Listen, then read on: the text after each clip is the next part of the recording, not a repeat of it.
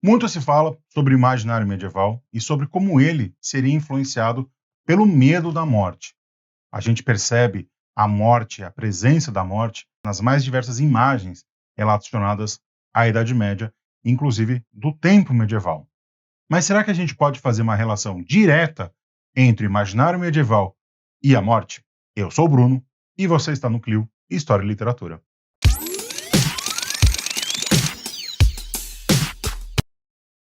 Sejam todas e todos muito bem-vindos a mais um vídeo aqui do Clio História e Literatura. Hoje nós vamos falar sobre três questões que são muito importantes: o imaginário, a morte e a Idade Média.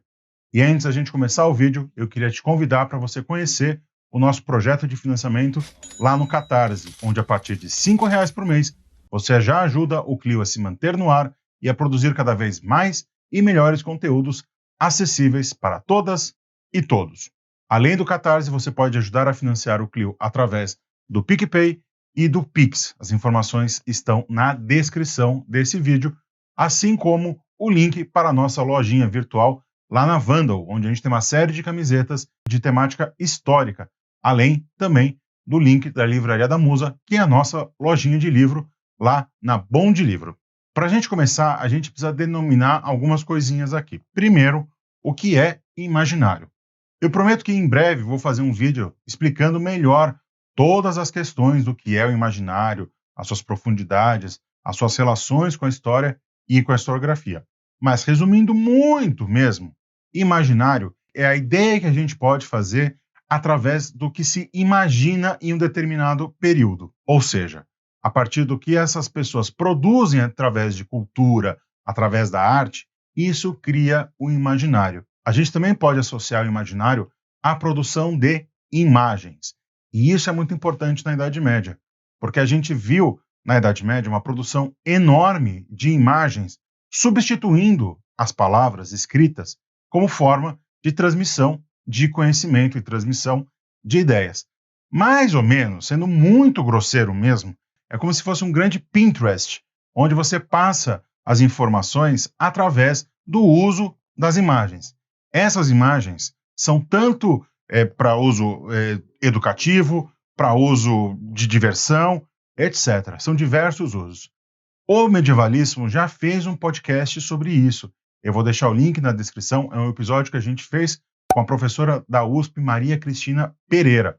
Eu recomendo muito que você ouça para entender um pouquinho esse uso das imagens pela Idade Média. A gente precisa lembrar o que é a Idade Média. Idade Média é um período enorme da história da humanidade no Ocidente.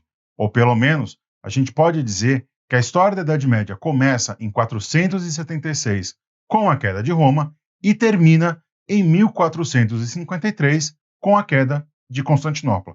Alguns historiadores vão questionar o começo e o final desse período, mas é basicamente o período que vai entre o século V e o século XV. É um milênio medieval, ou Ocidente medieval, ou civilização medieval, como você achar melhor. E se você tiver alguma dúvida em relação a isso, entra lá no nosso vídeo sobre tipologia. Por que é importante a gente ter tipologia na história? O link está aqui no izinho. O milênio medieval ele foi um período muito diverso. O começo da Idade Média e o final é praticamente irreconhecível, tanto em suas estruturas políticas, estruturas sociais, estruturas econômicas, estruturas culturais, mentais, etc. É um período muito diverso por si. Então, tentar falar em imaginário medieval é um problema muito sério. Por quê? Porque o imaginário medieval do século V é diferente do século X, que é diferente do século XV. Isso só para pegar os múltiplos de 5. A gente pode mais ou menos dividir a Idade Média em Alta Idade Média, que vai do século V a mais ou menos o século X, do século X ao século XIII, que é chamado de Idade Média Central, e do século XIII ao século XV, que é chamada de Baixa Idade Média. Quando nós falamos de imaginário medieval, nós nos relacionamos muito a esse período da Baixa Idade Média. Por quê? É um período onde há uma profusão de novas imagens, de novas ideias e que chegaram até os nossos dias. Então, o nosso imaginário, quando a gente pensa no nosso imaginário sobre o imaginário medieval, a gente está relacionado ao século XV e XIV. E o que aconteceu no século XV e XIV? Aconteceu a Guerra dos 100 Anos, a peste, e uma grande fome.